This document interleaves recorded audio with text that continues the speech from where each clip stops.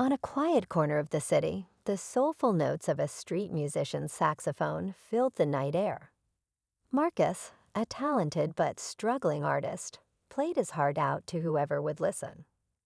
One chilly evening, as the crowd thinned, he noticed a man stumbling nearby, clutching his chest. Without hesitation, Marcus dropped his sax and rushed to help, performing CPR until paramedics arrived. The man's life was saved, and Marcus became an unsung hero.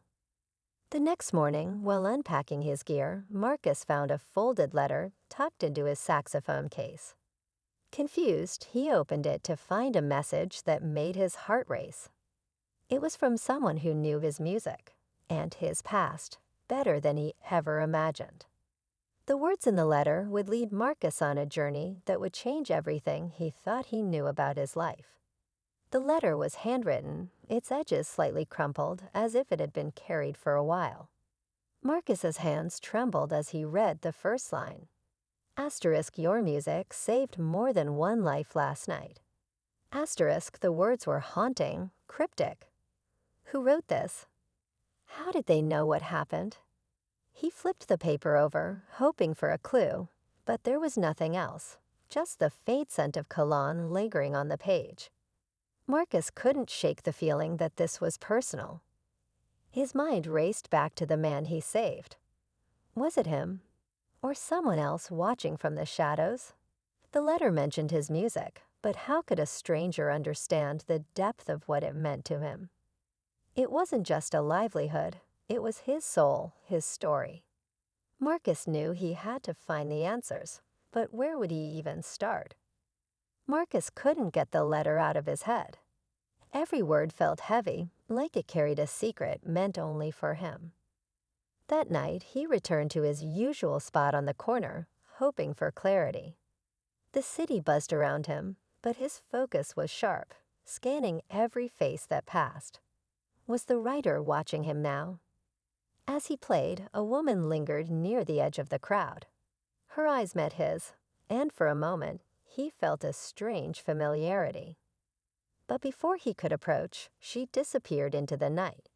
Frustration gnawed at him. Back at his small apartment, Marcus spread the letter on the table, tracing the words like they held a hidden code. That's when he noticed something he'd missed. A faint watermark on the paper, one he recognized from a part of his past he thought he'd left behind. The watermark was from a local music conservatory, one Marcus had dreamed of attending years ago but never could. The memory hit him like a cold wind, stirring up old regrets. Why would this paper, tied to his distant past, show up now?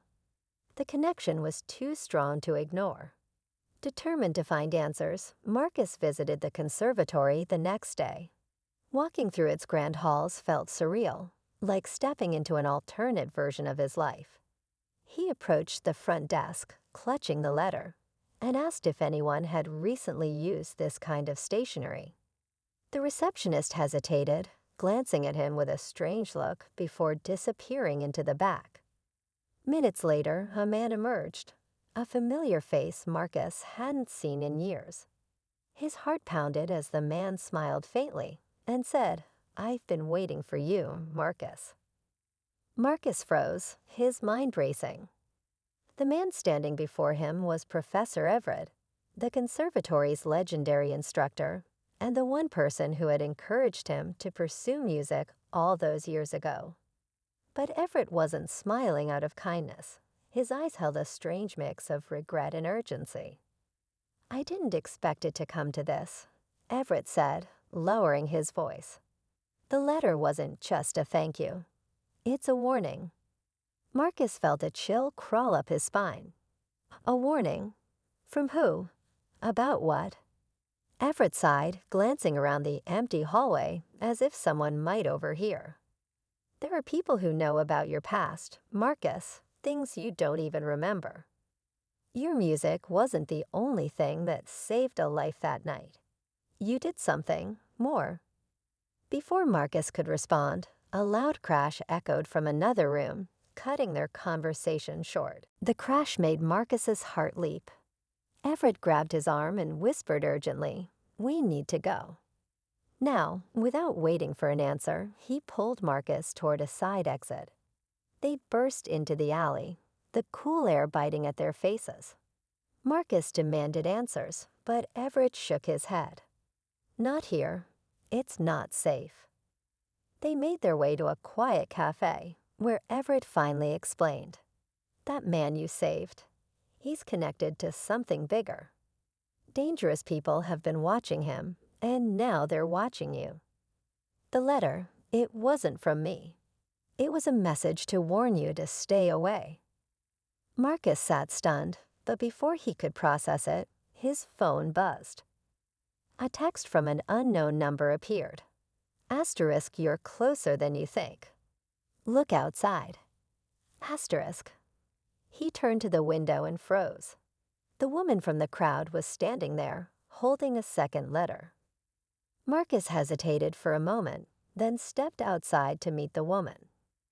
Up close, she seemed nervous but determined. She handed him the letter without a word and turned to leave, but Marcus stopped her. "Wait, who are you?" She looked back with a sad smile. "Someone who owed you a debt. Your music helped me when I needed it most. Now it's my turn to help you." And just like that, she disappeared into the crowd. Marcus opened the letter. Inside was a single line. Asterisk, "Your music has always been the key. Don't stop playing." Asterisk. As he stood there, the weight of the last few days lifted slightly.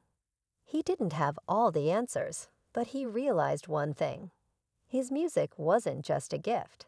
It was a lifeline, connecting him to others in ways he'd never imagined. And that was enough to keep him going.